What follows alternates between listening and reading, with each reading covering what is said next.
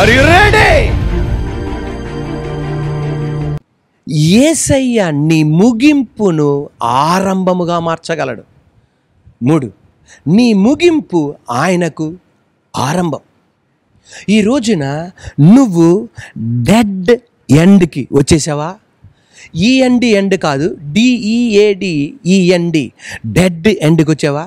End అంటే నువ్వు ఒక కార్టూన్ చూస్తున్నావు, ఎండ్ అని కనబడింది, దానికి అర్థం ఇకేమి లేదు, టీవీ మూసుకొని వెళ్ళిపోండి, షట్ చేసుకొని వెళ్ళిపోండి.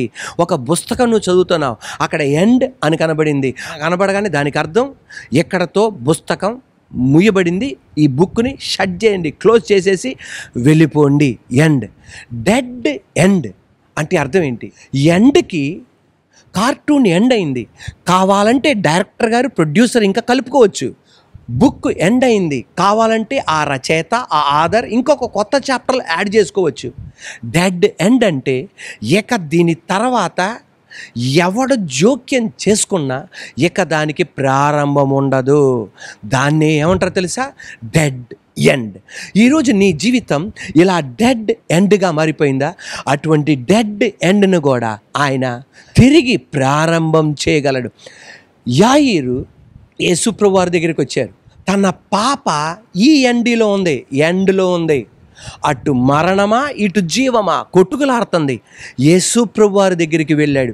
యేసుప్రభువు వారి దగ్గరికి వెళ్ళి, అయ్యా నా పాప చావసిద్ధముగా ఉంది, అటు ఇటు కాని పరిస్థితిలో ఉంది, మరణమా జీవమా అన్నట్టు ఉంది, అయ్యా మా ఇంటికి వచ్చి నా పాపను స్వస్థపరచవా? యేసయ్యను స్వస్థపరుస్తానని. మార్గ మధ్యలో అభ్యంతరం కలిగింది, ఆలస్యమైపోవడం వలన కబురు అందింది. ఏంటి తెలుసా? ఎండ్ కాదు, డెడ్ ఎండ్. పాప మరణించింది, ఇక బోధకుని శ్రమ పెట్టొద్దు. వెంటనే యేసుప్రభువు వారు ఆ యాయిరుతో అన్న మాట, భయపడకు, నమ్మిక మాత్రమే ఉంచు, నువ్వు అద్భుతం చూడబోతున్నావు. అలాగే యేసుప్రభువు వారు వెళ్ళారు. ఆ డెడ్ ఎండ్ని, ఆయన పాపని, ఇక సైన్స్ కాదు, ఫిజిక్స్ కాదు, కెమిస్ట్రీ కాదు, హోమియోపతి కాదు, అలోపతి కాదు, ఇంగ్లీష్ మెడిసిన్ కాదు, ఏ మెడిసిన్ కూడా, ఏ తపస్సు చేసినా ఆ డెడ్ ఎండ్ని తిరిగి ప్రారంభించలేరు. కానీ యేసయ్య ఆ డెడ్ ఎండ్ని తల్లి తాకుమి చిన్న దాన లే అనగానే ఆ పాప తిరిగి లేచి నిలబడింది. డెడ్ ఎండ్ని, ఆ ముగింపుని ప్రారంభముగా దేవుడు మార్చాడు.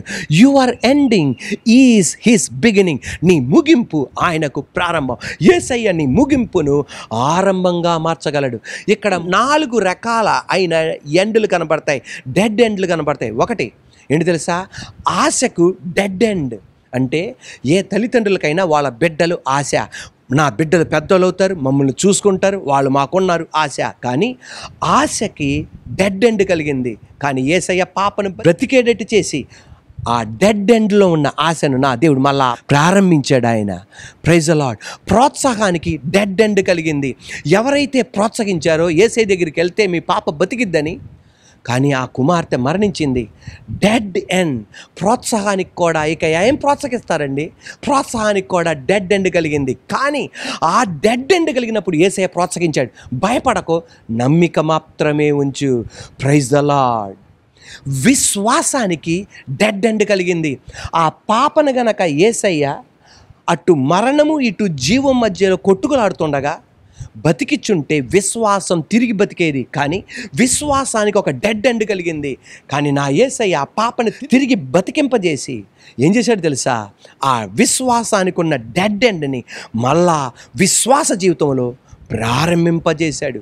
జీవితానికి డెడ్ ఎండ్ కలిగింది, మరణం. కానీ నా యేసయ్య వాక్కు ద్వారా ఆ బిడ్డను బ్రతికేటట్టు చేసి ఆ డెడ్ ఎండ్ని, ఆ పాప మరణించింది, ఆ ముగింపును ప్రారంభముగా దేవుడు మార్చాడు. యేసయ్య నీ ముగింపును ఆరంభంగా మార్చాడు. ఈరోజు ఇక్కడ వాక్యం వింటున్న మీరు, నీ జీవితములో ముగింపు కలిగిందని నీకు నువ్వే నీ జీవితాన్ని ముగించుకోకు, ఆత్మహత్య చేసుకోకు, ఫ్లైఓవర్ల మీద నుండి దూక్కో, నీ తల పట్టాల మీద పెట్టకు, విషం తాగకు, ఎండ్రిని తాక్కో. పరిస్థితులు ముగింపుకు వచ్చేసినాయి అని, ఎండ్కి వచ్చేసినాయి అని, డెడ్ ఎండ్కి వచ్చేసినాయి అని నీకు నువ్వే ఒక ఎండ్కి తీసుకురాకు. నా దేవుడు నీ ముగింపును ప్రారంభంగా మార్చగలడు. భార్యాభర్తలు, మన మందిరంలో జరిగిన సంఘటన, భార్యాభర్తలు, 2 మగ పిల్లలు, భార్యాభర్తలు, ఇద్దరు మగపిల్లలు, భర్త భార్య, ఇద్దరు మగపిల్లలు ప్రేమగా ఉండేవాళ్ళు. కానీ ఇంకొక పురుషుడితో సహవాసం కలిగింది, ప్రేమ కలిగి ఉంది. అలా ముందుకు సాగుతున్నారు. భర్తను విడిచిపెట్టి ఇద్దరు పిల్లలను తీసుకొని వెళ్ళిపోయింది. ఆ భర్త అనే మాట ఏంటి తెలుసా? నా భార్యకి నేనంటే ఇష్టం లేదన్నయ్య, వెళ్ళనే పర్వాలా, ఆ ఇద్దరు పిల్లలు నాకు ఇచ్చేయమను. కానీ ప్రభుత్వం వాళ్ళు ఒప్పుకోవాలా, గవర్నమెంట్ ఒప్పుకోవాలా, పిల్లలు తల్లితోనే ఉండాలి తప్ప నీతో ఉండకూడదు. ఆయన అన్నదేంటి తెలుసా? ఇక చచ్చిపోదాం అనుకున్నాను అన్నయ్య, మందిరానికి వచ్చా, డెడ్ ఎండ్, ఇక ఇక్కడతో సమాప్తం అనుకున్నా. కానీ వాక్యం విన్నా, డెడ్ ఎండ్ని దేవుడు స్టార్టింగ్ పాయింట్గా మార్చాడు. 6 నెలలే ఆయనతో ఉంది, మళ్ళా తిరిగి వచ్చింది. నేను ఆ భార్యతో అన్నా, ప్రపంచంలో ఏ భర్త కూడా చేర్చుకోడమ్మా, ప్రపంచంలో ఏ భర్త కూడా చేర్చుకోడు. యేసయ్య నీ భర్తలో ఉండి ఆ ప్రేమ చూపెడుతున్నాడు తప్ప ఇంకా మరి ఏదీ కాదు. ఈ పొరపాటు మళ్ళా ఇంకెక్కడో ఒకడు కనబడతాడు, వాళ్ళకు మళ్ళా చూపెట్టకు. అయిపోయింది. ఈరోజు నజరేయుడైన యేసయ్య అధికారం గల నామములో నీ ముగింపును ఆయన ప్రారంభంగా మార్చగలడు. ఈరోజు ఇక్కడ కూర్చున్న వాళ్ళు ఎవరైనా సరే దేవుని వాక్యం వింటున్నప్పుడు, అయ్యా అన్నయ్య అంతా ముగింపులోనికి వచ్చింది అనుకుంటున్నావా? ఈ రోజున నా దేవుడు మరలా ఆరంభించగలడు, మరలా ప్రారంభింపజేయగలడు. దేవుని యొక్క కార్యం నువ్వు చూస్తావు. Praise the Lord. దావీదు అనుకున్నాడు అంతా ముగింపు అనుకొని, కానీ ఆ ముగింపును నా దేవుడు ప్రారంభంగా మార్చేశాడు. ఎప్పుడు కూడా ఆయన ఎండుకు తీసుకురాల తన జీవితాన్ని. పరిస్థితులన్నీ ముగింపు వచ్చేసినాయి, కానీ తనకు తాను తన జీవితాన్ని ముగింపు తీసుకురాల. అది దేవునికి కావాల్సింది. సాతానుగాడు రకరకాల పరిస్థితుల్లో జొరబడి దేనికన్నా ముగింపు తీసుకురాని, కానీ నీకు నువ్వే ముగింపుకు తీసుకురాకు.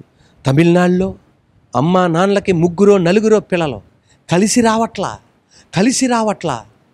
ఒక అతను చెప్పాడంట, మీ బతుకు అంతా ముగింపులోకి వచ్చేసింది, మీరు చిగురించాలంటే ఒకటి చేయాలి. నీ 13 సంవత్సరాల కుమార్తెను, వారం క్రితం జరిగిన సంఘటన, నీ 13 సంవత్సరాల కుమార్తెను నరబలి చేయాలి అని. అలాగే మరి ఎంత అమాయకుడో చూడండి. ఆశీర్వదింపబడడానికి, కుటుంబం ముగింపులోనికి చిగురు రావడానికి 13 సంవత్సరాల బాలికను, ఒక 8th క్లాస్ చదువుతున్న బాలికను ఏ తండ్రి అండి ఇంత మూర్ఖంగా చేసేది? బలి చేశాడు.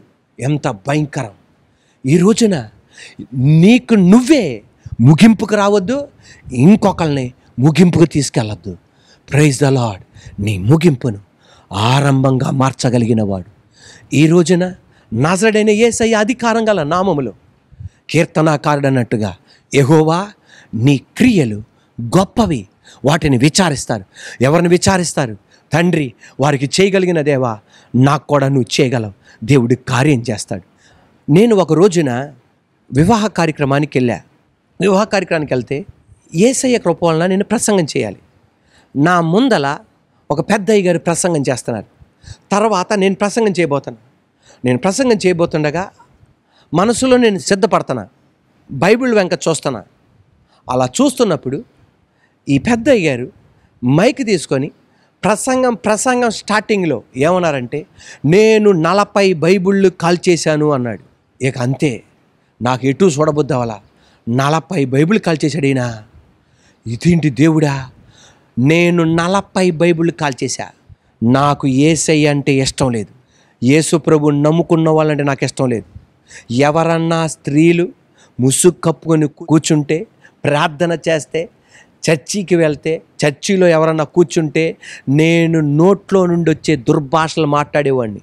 ఒకరోజు నేను ఒక తెగకు చెందా, నా భార్య కూడా వేరే తెగకు చెందింది. ఇద్దరికి యేసయ్య గురించి తెలవదు. అలాంటిది నా భార్య యేసయ్యని గురించి తెలుసుకొని ఆమె ఎక్కడికి వెళ్ళిందంటే చర్చికి వెళ్ళింది. ఆమె చర్చికి వెళ్తున్నట్టు నాకు తెలవదు. దాదాపు 2 సంవత్సరాల నుండి చర్చికి వెళ్తుంది. ఆ విషయం నాకు తెలవగానే నా భార్య చేతులు కాళ్ళు కట్టేసి గదిలో పడేసి నా ఉమ్మును తాగిచ్చా, మరలా తాగిచ్చా. నా భార్య చేత ఒప్పించా, బతుకులో నువ్వు చర్చికి వెళ్ళకూడదని. అలాగే భయపడి ఇక ఎన్నడూ చర్చికి వెళ్ళకుండా చేశా. అలాంటిది అకస్మాత్తుగా ఆయనకు ఒక రోగం తటస్థించింది. 2 కిడ్నీలు పాడైపోయినాయి, 2 లివర్లు పాడైపోయినాయి. కళ్ళన్నీ పసుపుగా మారిపోయినాయి, సన్నగా మారిపోయాడు. అతన్ని విజయవాడ గవర్నమెంట్ హాస్పిటల్లోకి తీసుకెళ్లారు. అక్కడ తీసుకెళ్ళగానే మొత్తం టెస్టింగ్ చేసి అన్నారు, ఇక రోజులు మాత్రమే, ఇక్కడ ఉంచిన డెడ్ బాడీ తీసుకెళ్ళటం తప్ప ఇక ఏ లాభం లేదు అనగానే అక్కడ ఉన్న బంధువులే అన్నారు, డెడ్ బాడీ తీసుకెళ్తే చాలా ఖర్చు పెట్టాలి, కారులో తీసుకెళ్తే, ఆటోలో తీసుకెళ్తే, బతికొండగా తీసుకెళ్తే తక్కువ ఖర్చుతో తీసుకెళ్తామని చెప్పి ఆటోలో తక్కువ ఖర్చులో వాళ్ళ ఇంటికి తీసుకెళ్ళిపోయారు. వాళ్ళ ఇంటికి తీసుకెళ్ళగానే ఈ పెద్దయ్య గారు వాళ్ళ అక్క యేసుప్రభు నమ్ముకున్నామే, ఎప్పటికైనా ఈ ముగింపులో అయినా యేసు వైపు తిరగరా అంటే ఆయన ఆ మరణ పడకలు అన్నాడంట, ఎవడకన్నా మొక్కుతాను కానీ ఆ యేసు ప్రభు వారికి మాత్రం నేను మొక్కను. ఇక ముగింపుకు వచ్చేసాడు, ఇక డెడ్ ఎండ్కి వచ్చేస్తున్నాడు అంతే. ఎవరు ఎంత బాడీ బిల్డర్ అయినా, ఎంత కోటేశ్వరుడైనా, ఎంత దైవజనుడైనా, ఎంత విశ్వాస వీరుడైనా మరణం దగ్గరకు వస్తుంటే ఎవరికైనా భయమే. అటువంటప్పుడు అక్క చెప్పిన మాట గుర్తుకొచ్చింది. అక్క మంచం పక్కన టేబుల్ పైన ఒక బైబిల్ ఉంచింది. ఆ బైబిల్ను తీసుకున్నాడు, గుండె మీద పెట్టుకున్నాడు.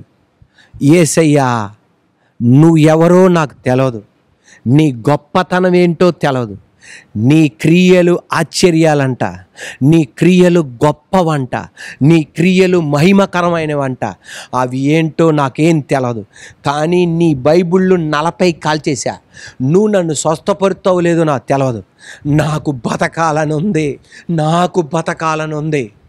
ఆ డెడ్ ఎండ్లో ప్రార్థన చేయడం ప్రారంభించాడు. సృష్టికర్త జ్ఞాపకం చేసుకున్నాడు. మీకు తెలుసండి, ఆయన చెప్తున్న సాక్ష్యం, 40 బైబిళ్ళు ఎక్కడ కాల్చాడో ఈయనకి తప్ప ప్రపంచంలో ఎవరికి తెలియదు. అటువంటిది ఈయన 5 బైబిళ్ళు ఎక్కడ కాల్చాడో, 2 బైబిళ్ళు ఎక్కడ కాల్చాడో, అలా అంకెల చొప్పున ఎక్కడైతే కాల్చేశాడో, ఒక సినిమాలో చూపెట్టినట్టుగా, ఒక టీవీలో చూపెట్టినట్లుగా, నువ్వు యూట్యూబ్ సోషల్ మీడియాలో చూపెట్టినట్టుగా, వార్తలో TV9, సాక్షి, రకరకాల టీవీ ఛానల్స్ ఉంటాయే, అటువంటి ఛానల్లో ఎలాగైతే చూపెడతారో అలా దేవుడు చూపెడుతున్నాడంట. వెంటనే ఆ పడుకుని ఏడవటం ప్రారంభించాడంట. అయ్యా, నేను ఇన్ని బైబిల్ కాల్చింది నువ్వు చూసావా? ఎక్కడ కాల్చిందో కూడా నువ్వు చూసావా? అయినా ఇంతకాలం ఆయుసు ఇచ్చిన దేవా, నీ కొరకు నేను నిలబడతా, ఈ బైబిల్ నేను కాల్చేసా, ఇదే బైబిల్ పట్టుకొని నేను సాక్ష్యం చెప్తా. దేవుడు మహాకృప, 6 నెలల లోపల దేవుడు మరలా తిరిగి లేపి ఈ రోజున ఏలూరు ప్రాంతంలో ఆయన పాస్టర్గా నిలబడ్డారు.